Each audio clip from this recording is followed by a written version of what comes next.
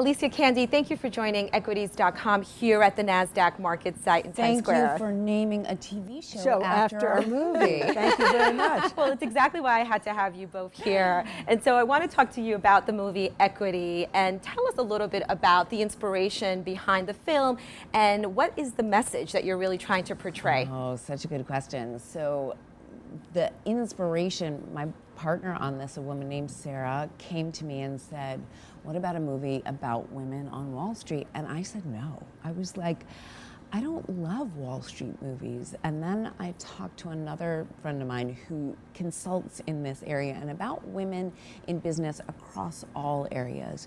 And the stories she told me about women and the inequities they experience made me go, oh my God, we have to make this movie.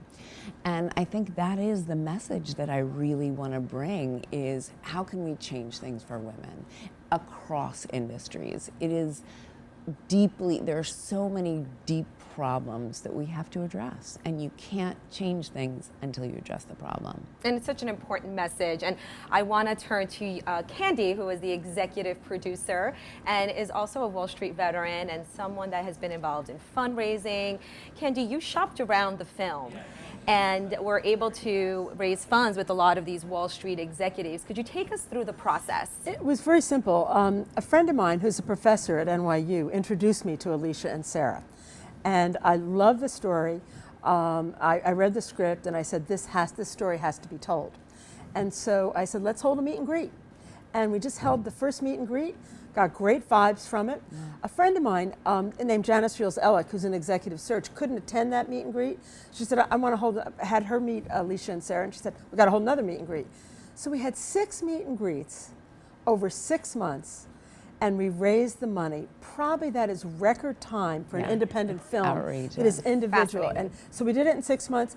And I think one of the important things is we gave all the women on Wall Street who invested in it a time frame.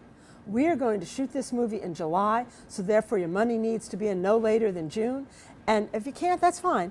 And it all came in. And we raised the money really pretty easily. Yeah. And because everybody identified with this story, and 80% of the money, over 80% of the money came from women.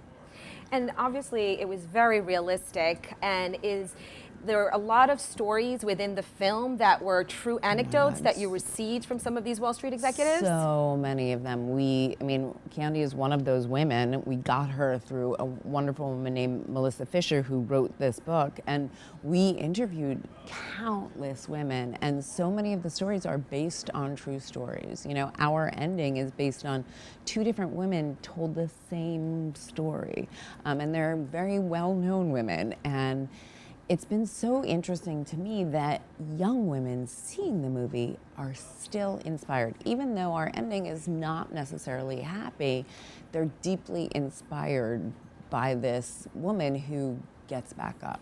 You know, one of the things that impressed me was that some of the younger women, and when I say younger, okay, is 45 and under, all right, that's my definition. They said they cried through the movie because they identified so much with it. That's and amazing. that's important to me, that they could really identify with it. They were fighting for rooting, I should say, for the characters. So it was and some young women great. who were like in their early 20s who saw the movie at Sundance, for example, afterwards were like, we're so excited, we're hashtagging to something. I can't tell you on TV because it's a dirty word, but yeah.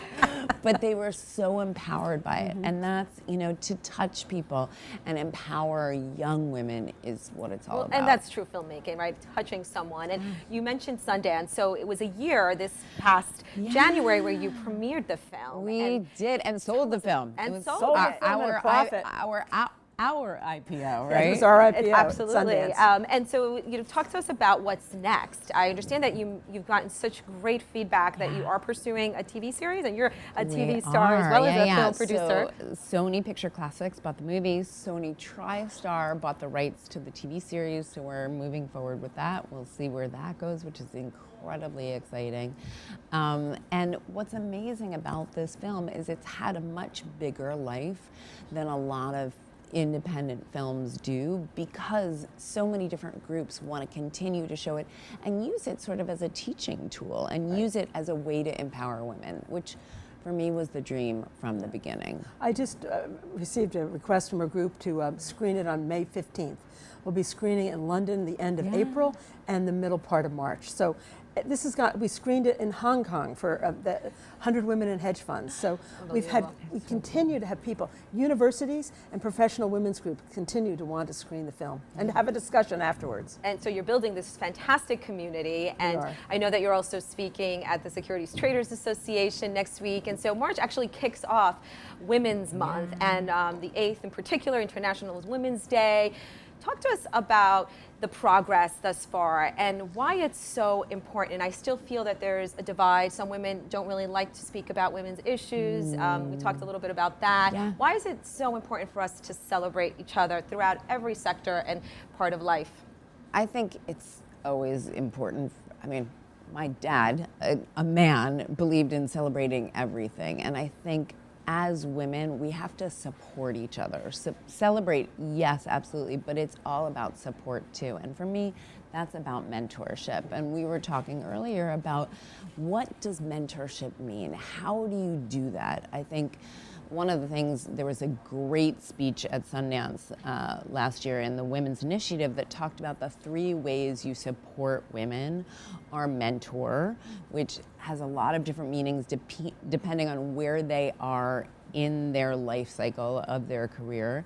Invest, which means like find companies you believe in that are women-led, invest in them, and support women. How do you really support women?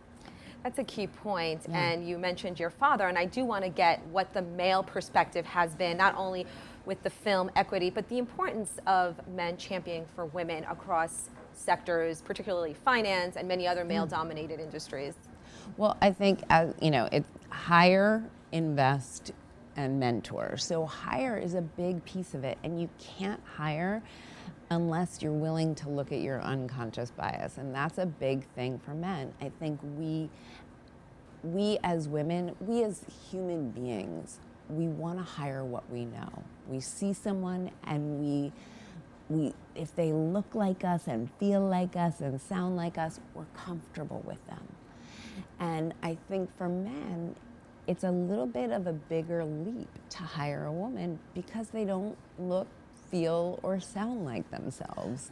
And but here's my point. If American corporations want to get the best, they have to open their eyes to 50% of the population, which is female. And that we need to continue that message, bring young girls along, tell them that they can do whatever they want to do. If they want to be a housewife, they can be a housewife. If they want to be the CEO of NASDAQ, they can be the CEO of NASDAQ. But we have to open doors for them and tell them it's their choice. I love to talk to young women on college campuses. I did this last Saturday, and my good friend here has agreed to let one of them follow her for a day. That's vitally important. You need role models. Absolutely. And you mentioned NASDAQ, and yes, the CEO, Adina Friedman, broke that ceiling and had a man, the chairman, Bob Greifeld, champion for her. And so I want to ask you, did you knock on the doors of any of your former male colleagues for funding? One, actually, but the colleague was in the world of politics. I do a lot of support of women in politics, and I did knock on that door, and he came through. Yeah. So I think the men on Wall Street were a little bit leery of this movie. Now, once they saw it, they felt really good, because they were afraid it was going to be an anti-Wall Street movie. They thought that men were going to look really bad, and some of them do in the movie, but that's okay. But it was not really and it's very realistic. And we've gotten feedback from CEOs of major Wall Street companies. They loved the movie, and they thanked us for producing a realistic Wall Street picture. I don't know if I told you this. I got an email through my manager from a man in finance in Finland who wrote this email saying this is the most realistic Wall Street movie I've ever seen. And I think so many men are kind of gender blind to the film and just see it as, wow, it's such a great Wall Street movie. And it was time. I mean, I think it had been since the Working Girl, Melanie Griffith movie that a female protagonist So time. was the lead Yeah. in a Wall Street movie. Lastly, I want to ask you, Alysia, about work and life balance. You are a successful actress, the lead at the Orange is the New Black TV series, producer, and I'm always startled to hear many women still feel that you can't have it all and that you must compromise being a mother for having a career. Talk to me about how you've managed it all and what your perspective is. Well, you know, I think it was something we really wanted to talk about in the movie. And in the movie, there's a woman who's pregnant and who's in that moment trying to decide whether to have a child and how do you navigate that on Wall Street. My character, it was very important to me that she was a mother and that you don't talk about that. She was incredibly successful at what she does and she was happy at home, and that's a truth. And in fact, the next movie that I'm looking at doing right now is about that issue, about like, how do you balance it and what does it mean and how does it define you or not define you?